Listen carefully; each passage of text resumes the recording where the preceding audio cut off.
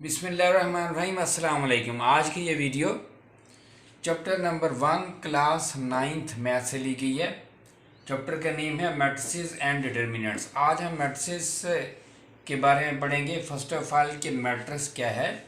तो एक scientist mathematician, English mathematician Arthur Cayley in 1958 यानी 1858 में उसने मैट्रिसेस को या मैट्रिक्स को डिस्कवर किया। तो उसमें इसकी डेफिनेशन क्या है, नंबर्स की तरतीब जो इन स्क्वायर ब्रैकेट्स में लिखी जाए, कि नंबर्स की तरतीब जो इन स्क्वायर ब्रैकेट्स में लिखी जाए, रोज़ और कॉलम की शक्ल में अरेंज करके तरतीब करके उसको हम मैट्रिक्स कहते हैं। यानी है कि इस definition of this is that the numbers which are arranged in rows and columns and enclosed in a square bracket, that is matrix, and this is discovered by Arthur Kelly 1858। अब हम रोज और columns के बारे में जानेंगे। ये देखिए हमारे पास नंबर्स हैं 1 2 3 और सेकेंड में 4 5 6। इस तरफ को अरेंज है और इस तरफ को अरेंज है और ये नीचे को भी अरेंज किए हुए हैं। अब हमारे पास वो नंबर्स जो हॉरिजॉन्टली अरेंज हों उनको हम कहते हैं रो। ये भी हॉरिजॉन्टली अरेंज है, ये क्या है, रो। और जो वर्टिकली हो उसको हम कॉलम कहते हैं, उसको हम कॉलम कहते हैं। तो इट मीन्स इसमें एक रो और दूसरी रो, इसमें एक कॉलम, दूसरा कॉलम और तीसरा कॉलम। इसी तरह के और मैट्रिक्स लेते हैं जिसका नेम है बी। अब मैट्रिक्स के नेम्स को कैपिटल लेटर से लिया जाता है, ABC से। तो बी मैट्रिक्स इक्वल टू 2 5 1। इसमें नंबर ऑफ रोज 1 2 3 और कॉलम इसके अंदर एक ही है। अब मैट्रिसेस जो है ये इनका यूज है आगे। Matrices are used in mathematics, physics, statistics, electronics and other branches of science. यानी इसको मैथ में यूज करते हैं, फिजिक्स में यूज करते हैं, स्टैट के अंदर, इलेक्ट्रॉनिक्स में यूज होता है और अदर ब्रांचेस ऑफ साइंस जो है उसमें भी इसको यूज करती हैं। तो रोज एंड कॉलम्स के बारे में next again listen. We have an example.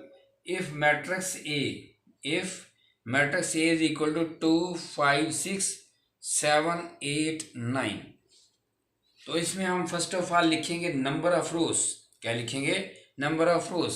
इसमें नंबर ऑफ रोज क्या है? 1 row and second row, number of rows. उसके बाद फिर हम देखेंगे नंबर ऑफ कॉलम्स इसमें कितने हैं। Number of columns 1 2 3। तो ऑर्डर के लिए हमें क्या करना पड़ेगा कि हमें नंबर ऑफ कॉलम्स लिखने पड़ेंगे। Number of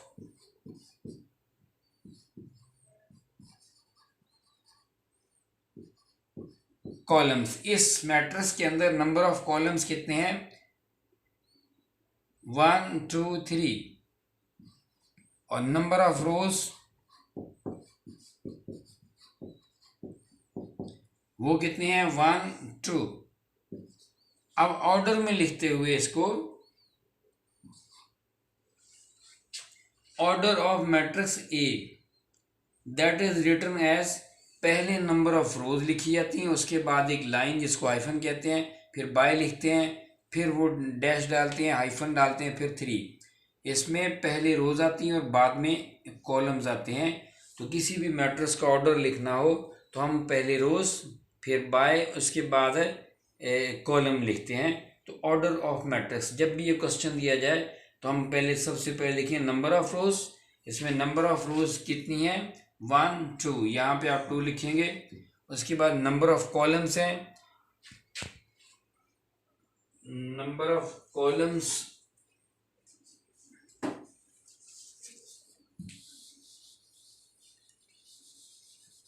number of columns, number of rows 2, number of columns 1 2 3, this is 3। तो so order of this will be equal to 2 by 3। अब इसके बाद है इसी के अंदर एक टॉपिक है equal matrices. Equal matrices, let A and B are two matrices, then A is equal to B, दो कंडीशन होनी चाहिए। पहली कंडीशन कौन सी?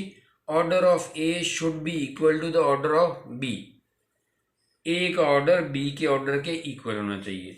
अब दूसरी कंडीशन के लिए there corresponding elements are equal या should be equal, then we will say matrix A is equal to matrix B. इसी तरह इसके बाद एक्सरसाइज आती है, एक्सरसाइज 1.1। उसके अंदर एक क्वेश्चन है, बड़ा इंपॉर्टेंट क्वेश्चन है, दैट इज वेरी इंपॉर्टेंट। उसमें दिया होगा find the value of A B C D which satisfy the matrix equation. अब मैट्रिक्स इक्वेशन क्या है हमारे पास? A plus B, next number कौन सा है? ए प्लस 2b, और सेकेंड रो में आते हैं c-1, और नेक्स्ट एलिमेंट है 4 - d। इसकी स्क्वायर ब्रैकेट्स डाल देनी है, और ये हमारे पास मैट्रिक्स।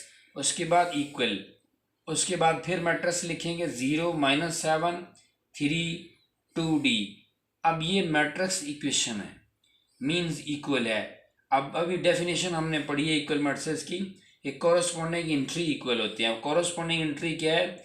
ये वाला एलिमेंट इसके कॉरस्पॉन्ड है, इसके इक्वल लिया जाएगा। ये वाला एलिमेंट इसके कॉरस्पॉन्ड है, ये इसके इक्वल लिया जाएगा, और ये वाला एलिमेंट इसके कॉरस्पॉन्ड है, इसके इक्वल लिया जाए। इसी तरह a प्लस 2b -7 के कॉरस्पॉन्ड है, ये इसके इक्वल लिया जाएगा। अब हम इस इक्वेशन से ए बी सी डी की वैल्यू कैसे फाइंड करते हैं? हम यहाँ से स्टार्ट करते हैं, ऊपर की तरफ जाएंगे इधर, ताकि इजी वे है। तो c-1 इक्वल टू इसके कॉरस्पॉन्ड 3 है, c-1 इज इक्वल टू 3, तो 3 को हम उधर शिफ्ट करेंगे, 1 ऐड होगा 4, तो c इज इक्वल टू 3। इसी तरह इसको लेते हैं a plus C equal to 0, a plus C is equal to 0।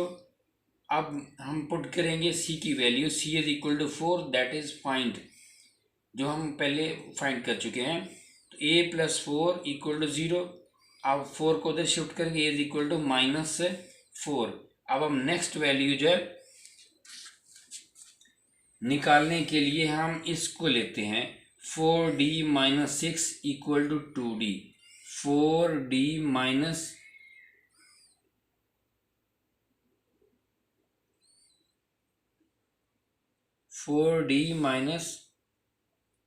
6 is equal to 2d, तो 4d - 2d, 2d को हम इधर शिफ्ट कर लेंगे, नंबर को उधर शिफ्ट कर लेंगे, 6 उधर शिफ्ट कर दिया हमने, तो 4d से 2d माइनस हो गया, 2d इक्वल टू 6।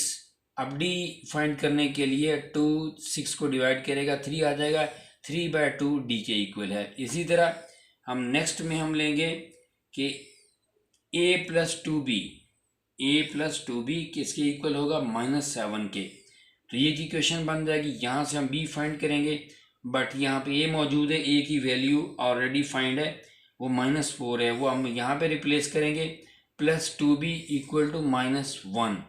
अब 2b इज इक्वल टू -7 + 4, तो सॉल्व करेंगे, -3 आएगा, और नेक्स्ट में 2b is equal to -3। b find करने के लिए 2 को डिवाइड करेंगे दोनों साइडों से, इधर से 2 खत्म हो जाएगा, तो ये बन जाएगा b is equal to -3/2।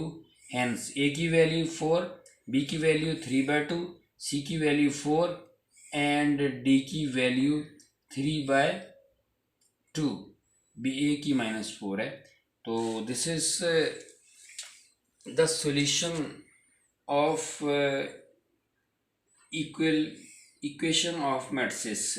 This is the question number 3 of exercise 1.1, that is very important. Now we will see next the definition of matrices और then exercises। तो कंटिन्यूसली इसके लेक्चर अब अपलोड होते रहेंगे, आप हमारी वीडियो को सब्सक्राइब कीजिएगा, लाइक कीजिएगा और बेल आइकन पर क्लिक कीजिएगा। अल्लाह हाफिज़।